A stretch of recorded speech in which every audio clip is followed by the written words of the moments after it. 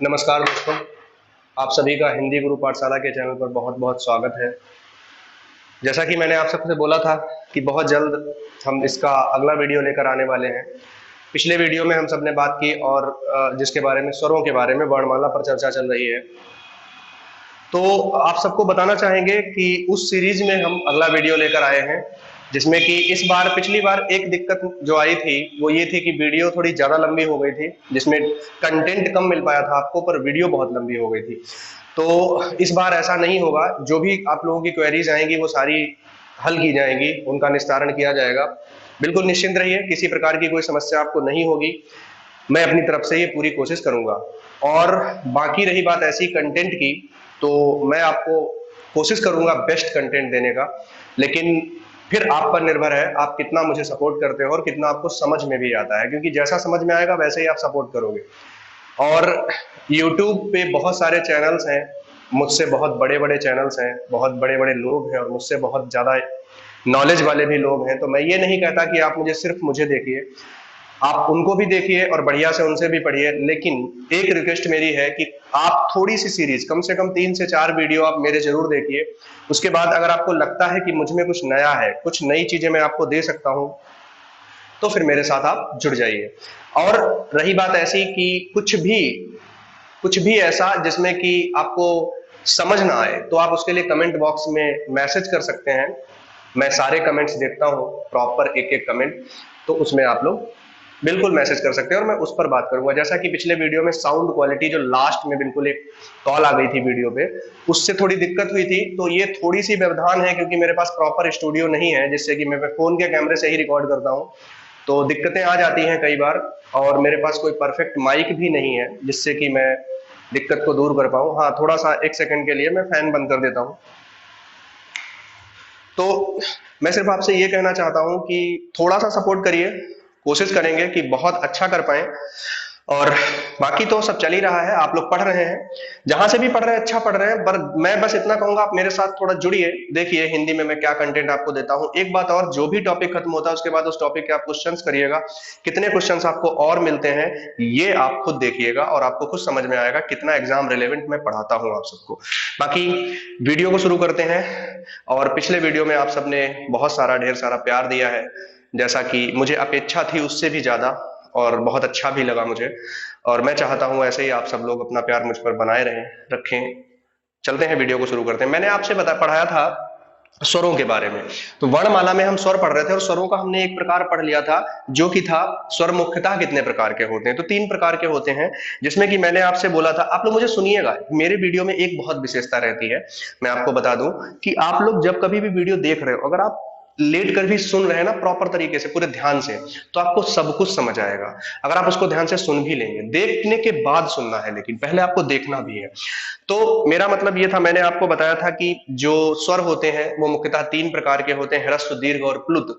और उन्हीं को हम उच्चारण काल के आधार पर भी बोलते हैं 3 प्रकार के। ह्रस्व स्वर जो हमारे होते हैं आ, ई, उ और री, ये 4 होते हैं। जबकि दीर्घ स्वर हमारे जो होते हैं आ, ई, उ, री, और उसके बाद ए, ओ, औ, सॉरी री नहीं होता उसमें, ए, ओ, औ, 7 होते हैं। उसके बाद आता है प्लुत स्वर। प्लुत स्वर हमारे हिंदी में नहीं होते हैं, क्योंकि स्वरों की संख्या हमारी कितनी है, 11 ही है। तो अब इसके बाद अगला जो आता है उसकी हम बात करें, तो वो आता है उच्चारण स्थान के आधार पर, जो कि मैंने आपको पिछले ही वीडियो में पढ़ा दिया था। उच्चारण स्थान के आधार पर जो स्वर होते हैं वो 6 प्रकार के होते हैं, जिसमें कि सबसे पहला कंठ होता है, जिसमें आ आता है और आ आता है। उसके बाद कौन होता है, तालव्य होता है, जिसमें ई और ई आता है। उसके बाद कौन होता है, ओष्ठ होता है, जिसमें उ और उ आता है। उसके बाद आता है मूर्धन्य, जिसमें कि री आता है। उसके बाद आता है कंठ तालव्य, जिसमें कि ए आता है। और उसके बाद कंठोष्ठ आता है, जिसमें कि ओ और औ आता है। तो ये हमने आपको कल समझाए थे। उसके बाद की भी आगे स्वरों में कहानी थी, जो कि आज पूरी करनी है। आज हमको स्वर फिनिश कर देने हैं हर हालत में, और उसके बाद हम आगे भी बढ़ जाएंगे। कोशिश करेंगे आगे बढ़ने की, जैसा भी वीडियो की लेंथ रहेगी कोशिश करेंगे छोटा वीडियो रहे, क्योंकि हम नहीं चाहते बहुत बड़ा वीडियो हो, जिससे कि आप लोगों को भी दिक्कत हो। आपका समय ना खराब करते हुए कम समय में अधिक कंटेंट देने का प्रयास मेरा रहेगा, और वैसा मैं प्रयास करूंगा। चलिए बात करते हैं अगले प्रकार की। तो हमने आपसे बोला था कि स्वर के जो पहला प्रकार, मुख्यतः जो प्रकार होते हैं वो 3 होते हैं। उसके बाद उच्चारण काल के आधार पर कितने 6 प्रकार होते हैं। फिर अगला आता है जिसका नाम है उच्चारण प्रकृति के आधार पर। ये लिखा हुआ है, देखो ध्यान से, उच्चारण प्रकृति के आधार पर स्वर के कितने 3 प्रकार होते हैं। इस बात को ध्यान देना है, उच्चारण प्रकृति के आधार पर स्वर के 3 प्रकार होते हैं। अब वो 3 प्रकार होते कौन कौन से हैं? एक तो होता है कौन सा, अग्रस्वर। अग्रस्वर, ध्यान देना, उच्चारण प्रकृति, प्रकृति, इस बात को बहुत ध्यान रखना, एग्जाम में डायरेक्ट ऐसे ही क्वेश्चन पूछेगा। एक और क्वेश्चन यहीं से बनेगा, वो हम बताएंगे आपको। उच्चारण प्रकृति के आधार पर स्वर के 3 प्रकार होते हैं, जिनमें कि पहला होता है अग्रस्वर, दूसरा कौन सा होता है मध्य स्वर, और तीसरा होता है पश्च स्वर। यही 3 प्रकार होते हैं। अग्र का मतलब होता है अगला, पश्च का मतलब होता है पिछला, और मध्य का मतलब होता है मध्य का, बीच का। तो इसका मतलब है ये किसके अगले पिछले बात कर रहा है वो। तो दरअसल ये जो प्रकृति दिखा रहा है ना, वो उसका वास्तविक मतलब क्या है, यहां मैंने लिख रखा है, जो कि आप लोगों को दिख भी रहा होगा, जिह्वा के आधार पर। एग्जाम में हूबहू यही क्वेश्चन आया है। अगर आप लोगों ने वीडियो का एग्जाम देखा होगा तो उस वीडियो के एग्जाम में हूबहू पूछा है कि जिह्वा के आधार पर स्वर के कितने प्रकार होते हैं। तो इसका सीधा आंसर क्या होगा, बहुत आसान है, 3 प्रकार होंगे। कौन कौन से होंगे, अग्र स्वर, मध्य स्वर, पश्च स्वर। इन 3 प्रकार को हम अच्छे से पढ़ लेते हैं। अब सुनिए, जीभ के जो अगले भाग के सहारे से बोले जाते हैं वो अग्र स्वर होते हैं, जो जिह्वा के मध्य के सहारे से बोले जाते हैं वो मध्य स्वर होते हैं, और जो जिह्वा के पश्च यानी पिछले भाग से बोले जाते हैं। पिछले भाग का मतलब ऐसा नहीं है आप सारे कुछ वर्ण जब जीभ से ही बोलते हो, पर सहारा जीभ देती है, जो जीभा है वो सहारा देती है उन वर्णों को बोलने में। तो वे वर्ण जो पिछले सहारे से बोले जाते हैं उनको पश्च स्वर कहते हैं, जो अगले सहारे से बोले जाते हैं उनको अग्र स्वर कहते हैं, और जो बीच यानी मध्य से बोले जाते हैं उनको हम मध्य स्वर कहते हैं। तो हमारे अग्र स्वर में जो आते हैं वो कौन कौन से होती है, छोटी ई, बड़ी ई, ए, ये हमारे 4 किस में आते हैं, अग्र स्वर में आते हैं। उसके बाद आता है जो कि हमारा होता है मध्य स्वर। मध्य स्वर में हमारा केवल छोटा आ आता है, याद रखना, मध्य स्वर में केवल आ आता है। अभी आपको हम एग्जाम के क्वेश्चंस भी करवाएंगे, कैसे कैसे क्वेश्चन पूछता है। उसके बाद पश्च स्वर जो होता है उसमें कौन कौन से आते हैं, आ आता है, उ आता है, ऊ आता है, ओ, औ। ये हमारे 5 स्वर इन पश्च में भी आते हैं। इस बात को बहुत ध्यान रखना है आप सबको। ये हमारे 5 स्वर होंगे पश्च स्वर, पश्च स्वरों में। उसके बाद बात करें अगर हम इनके नंबरिंग की, कोडिंग की, तो ध्यान रखना, अगर आप चाहें तो इनकी कोडिंग भी याद कर सकते हैं। मैंने पिछले वीडियो में आप सबको बोला था कोडिंग के बारे में कि जैसा कि कोडिंग में आपको तीसरा, चौथा, 8वां, 9वां, तो 34 89 भी अगर आप इसको कह देंगे ना तो कोई दिक्कत नहीं होने वाली है। 34 89 कहने पर आपको समझ में आएगा कि 34 89 का मतलब तीसरा, चौथा, 8वां और 9वां, तीसरा, चौथा, 8वां और 9वां, यही है।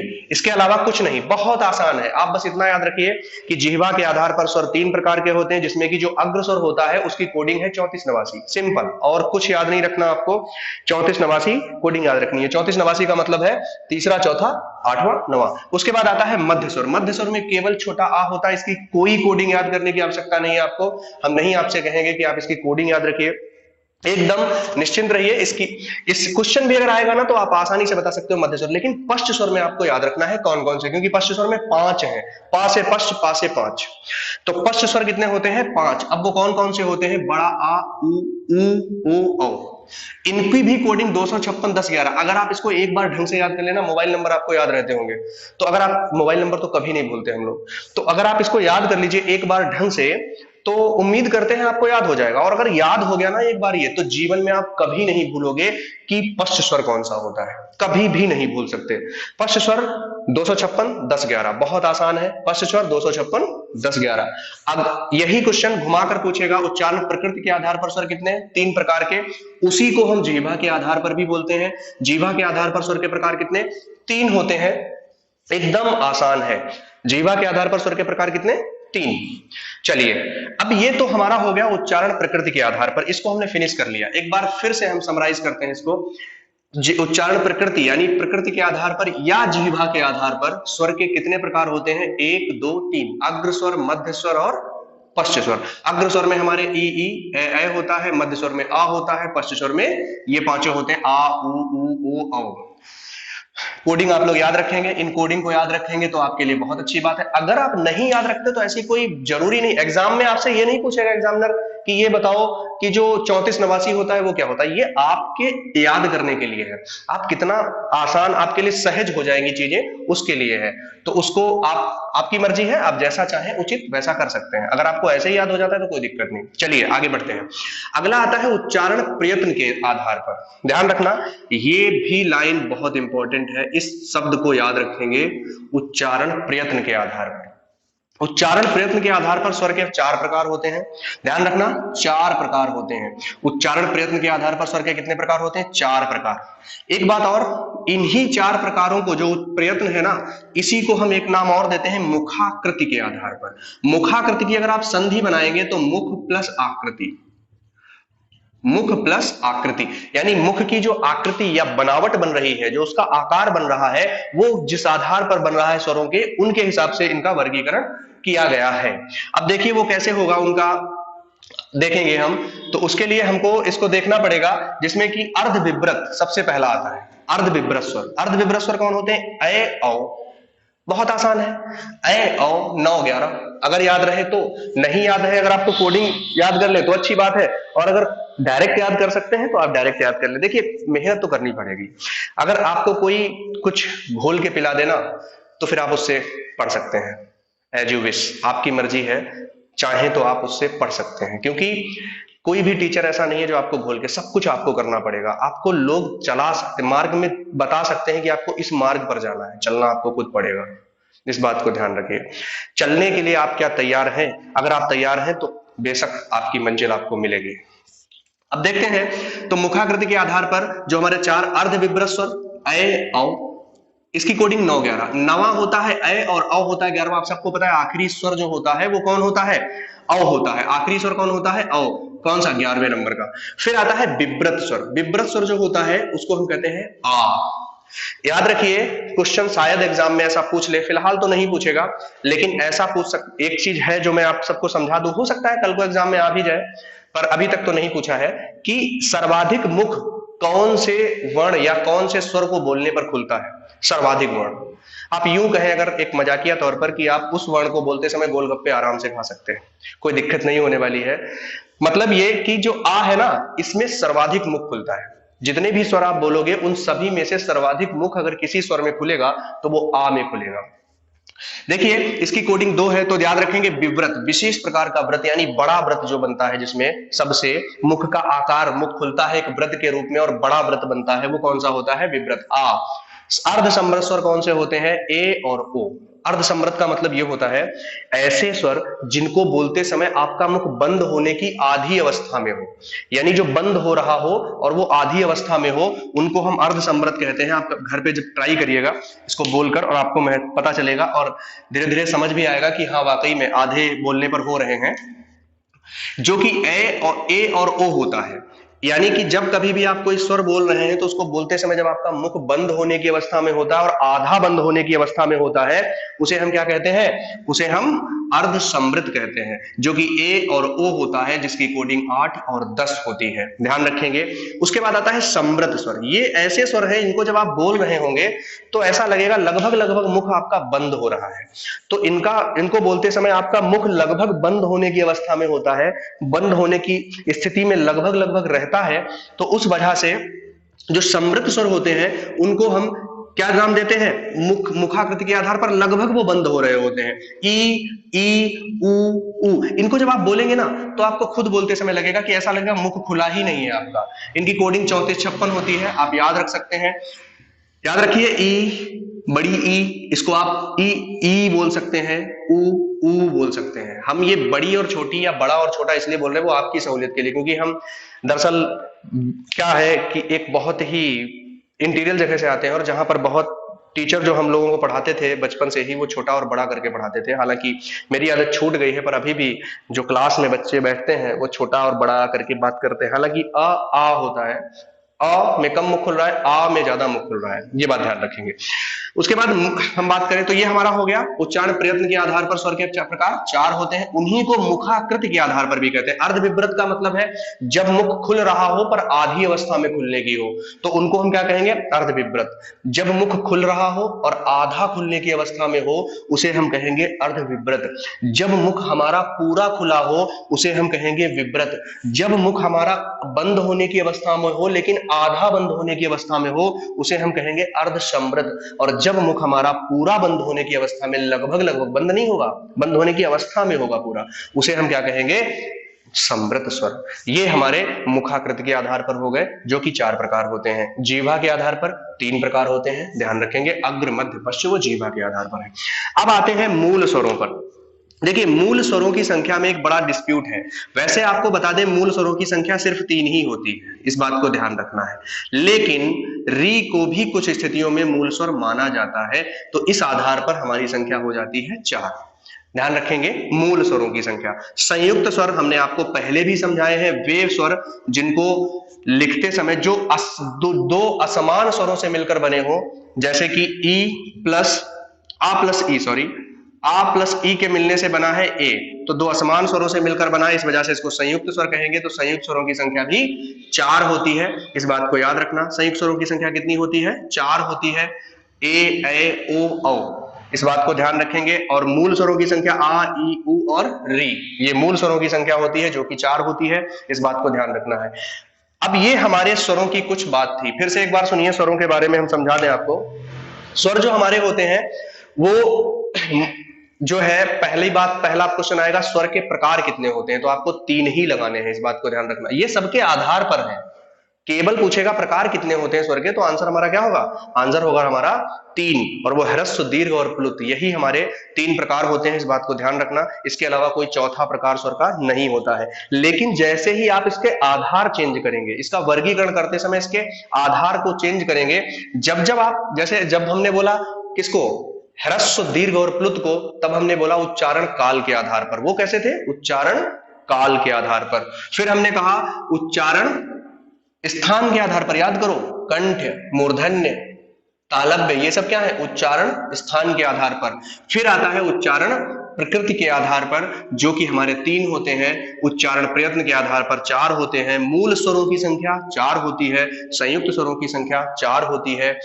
एक बात और ध्यान रखिए कि अगर आपसे पूछता है स्वरों की संख्या कितनी होती है, 11 होती है। स्वरों के प्रकार कितने होते हैं, 3 होते हैं। ये हमारा था कुछ स्वरों का लेखा जोखा। अब हम बात करते हैं स्वरों के ठीक बाद अयोग वाह। अयोग वाह को अगर आप ध्यान से देखें ना, तो आ प्लस योग प्लस वाह, इसका मतलब ही है आ माने नहीं, योग माने है। जिनका योग नहीं हुआ है, जो बाहर किए गए हैं, ऐसे वर्ण जिनको हम स्वरों में जोड़ते ही नहीं है, जिनको हम स्वरों से बाहर रखते हैं, जो अयोग्य है यानी अयोग है, जो जुड़ने के ठीक लायक नहीं है, उनको हम कहते हैं अयोगवाह वर्ण। अयोगवाह वर्णों की संख्या कितनी होती है, 2 होती है। एक तो अंग होता है और एक आह होता है। अंग और आह, अंग को हम अनुस्वार कहते हैं, ध्यान रखना, इसका नाम क्या है, अनुस्वार।